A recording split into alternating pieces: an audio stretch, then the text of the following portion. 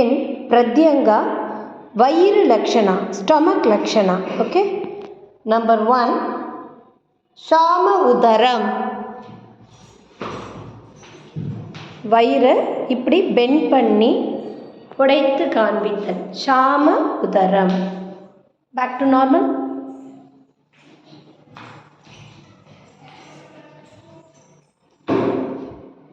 Number 2 கள்ள உதரம். வயிறு உள்ள நல்லா அழுத்தி காண்பிப்பது கள்ள உதரம். வயிறு நல்லா உள்ளே போயிருக்கணும். தேர்ட் ஒன் பூர்ண ஜடம். பூர்ண ஜடம்னா வயிறு நல்லா உப்பி காண்பிப்பது, கணபதியை காண்பிப்பது போல்.